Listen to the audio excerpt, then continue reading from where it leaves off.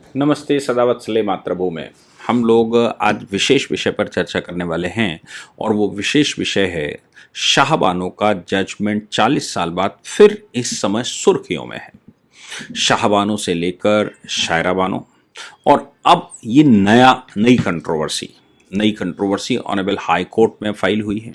और ये जो मतलब पूरा का पूरा सिनेरियो है, ये सिनेरियो अपने आप में बता रहा है कि वाकई में हिंदुस्तान के अंदर कितने प्रकार के लोग रहते हैं। मामला है शाज़िया बानो का। अब शाज़िया बानो का मामला समझने की आवश्यकता पड़ती है। हम सब शाहबानो के मामले में जानते ही हैं। मुस्लिम समाज के विषय में मुस्लिम समाज एक शब्द इस्तेमाल करता है औरतों के लिए, वो उनकी पुरानी हिस्ट्री भी बताती है। कई ग्रंथ उनके बताते हैं कि महिलाएं तो माल होती हैं। माल का मतलब ट्रांसफरेबल, मे बी पजेसिव, उनका पजेशन किया जा सकता है, उनको ट्रांसफ़र किया जा सकता है, उनकी खरीद फरोख्त भी की जा सकती है। और इसी में जब शादी होती है, निकाह होता है, तो फिर उस समय मेहर अनाउंस किया जाता है। मेहर is the sale price as per the old judgement. पुराने जजमेंटों को अगर हम पढ़ेंगे प्रीवी काउंसिल के, तो वो ये कहते हैं कि ये तो पूरा मामला ही सेल प्राइस का है। महिलाएं अपनी इंटीग्रिटी पति को सौंपती हैं और उस इंटीग्रिटी के एवज में उनको पेमेंट मिलता है। जब वो इंटीग्रिटी भंग होती है, उसके बाद उनको छोड़ दिया जाता है, तो फिर उनकी सेवा का प्राइस मिलता है। इसलिए महर दो प्रकार के माने जाते हैं।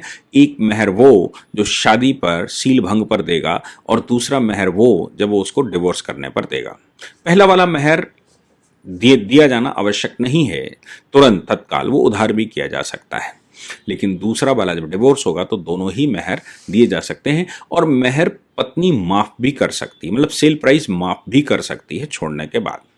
ऐसा कानून है, ऐसा शरीयत भी कहती है। शाहबानो का केस एक लैंडमार्क केस था उस समय। शाहबानो 5 बच्चों की माँ थी, इंदौर में पैदा हुई, भोपाल में रही, या वहाँ उसका डिवोर्स हुआ। पति 62 साल की उम्र में, जब शाहबानो की उम्र 59 साल हुआ करती थी, तो पति को चूंकि दूसरा निकाह करने का अधिकार था और वो एक लीडिंग लॉयर था, सीनियर एडवोकेट था, 15 साल से या 25 साल से सीनियर एडवोकेट था, तो उसने दूसरा निकाह कर लिया। शाहबानो ने विरोध किया, तो विरोध के बाद पहले तो वो कहता रहा कि दोनों साथ में रहोगे, मीन्स शेयर योर हस्बैंड। बाद में जब वो ज़्यादा पीछे पड़ी तो उसने एक दिन उसके महर का पेमेंट किया और उसने कहा कि तलाक तलाक और तलाक, तुम जाओ, तुम्हारा कोई काम नहीं है। अगर तुम मान नहीं सकती तो तुम्हारा कोई काम नहीं है। परिणाम निकला कि शाहबानो ने ऑनरेबल हाई कोर्ट में ऑनरेबल लोअर कोर्ट में एक केस फाइल किया। उसने कहा कि मुझे 500 रुपये मेंटेनेंस दिया जाए।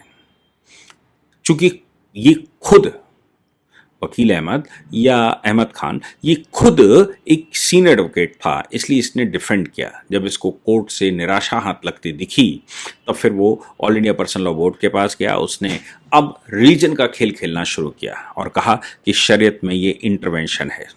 All India personal law board और तमाम तरह के जो ऑर्गेनाइजेशन थे वो रोड पर उतर आए। मामला पहुंचते पहुंचते ऑनरेबल सुप्रीम कोर्ट पहुंचा। सुप्रीम कोर्ट में 5 जजेस की बेंच को रेफर किया गया। ऑनरेबल जस्टिस वी चंद्रचूड़ की अदालत में पड़ा, यानी कि जो आज अभी चीफ जस्टिस रिटायर हुए हैं उनके पिता की अदालत में पड़ा। वो उस समय चीफ जस्टिस हुआ करते थे। 5 जजेस की बेंच के सामने जब मैटर था, तब रोड पर मुसलमान टहल रहा था, विरोध कर रहा था। सुप्रीम कोर्ट ने कहा कि सीआरपीसी का सेक्शन 125 ये सेक्शन इक्वली लागू होता है, ये क्रिमिनल लॉ है, इसलिए इस पर कोई पर्सनल लॉ नहीं होता, इस पर कोई और लॉ नहीं होता, ये सेकुलर आर्टिकल है, सबके ऊपर लागू होता है।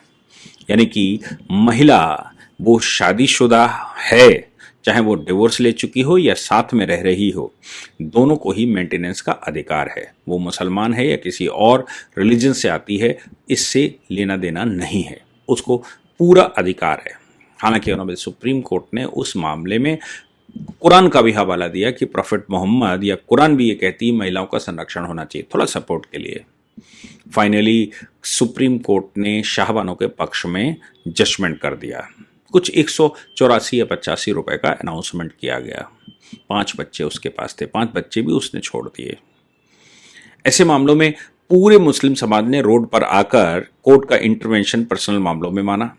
राजीव गांधी की सरकार हुआ करती थी, उन्होंने उसको जजमेंट को ओवररूल करने के लिए एक कानून पास कर दिया, मुस्लिम वीमेन प्रोटेक्शन एक्ट, जिसमें यह कह दिया गया कि इद्दत तक ही मेंटेनेंस का अधिकार है। यानी कि जो मुसलमान मांग रहा था, जो कह रहा था ये शरीयत के अनुरूप है, वो बात राजीव गांधी ने पूरी कर दी। हिंदुओं ने विरोध किया तो हिंदुओं को सेटिस्फाई करने के लिए राम मंदिर का ताला खुलवा दिया। राम मंदिर के ताले पर पहले से कोर्ट का ऑर्डर था, लेकिन सरकार खोल नहीं रही थी। सरकार को वो अवसर मिला कि हिंदुओं को कैसे खुश किया जाए, तो फिर अयोध्या में कोर्ट के आदेश का पालन करवाते हुए ताला खुलवा दिया गया। अब देश में हंगामा होना स्वाभाविक था। बाद में फिर से ये जो नया कानून है ये चैलेंज हुआ। 2001 में डैन लतीफ़ी का जजमेंट आया और डैन लतीफ़ी के जजमेंट में ये कहा गया, पुख्ता करके कहा गया कि सेक्शन 125 पर इस एक्ट का कोई प्रभाव नहीं पड़ता, बल्कि ये एक्ट तो ये कह रहा है कि लाइफ टाइम मेंटेनेंस की व्यवस्था इद्दत से पहले कर देनी चाहिए। यानी कि इद्दत तक ही मेंटेनेंस नहीं, लाइफ टाइम मेंटेनेंस बट इद्दत से पहले डिसाइड कर देना चाहिए, उसको पक्का करना चाहिए। ऑनरेबल कोर्ट का ये आदेश पूर्ण रूप से सबके ऊपर लागू हुआ। ऑनरेबल कोर्ट ने डिसाइड किया कि इस मामले में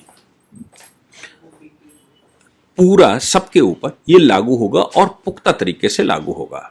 ऑनरेबल कोर्ट के इस आदेश को उस समय वाजपेयी सरकार ने इंप्लीमेंट करवा दिया। चूंकि अटल बिहारी वाजपेयी जी सरकार में बैठे हुए थे, इसलिए अटल बिहारी वाजपेयी सरकार ने उसको इंप्लीमेंट करवाया। अगर राजीव गांधी जैसी कोई सरकार होती, मनमोहन सिंह की सरकार होती, तो ये संभव है कि वो उसको इंप्लीमेंट नहीं करवाते और फिर से कुछ न कुछ संशोधन लाते।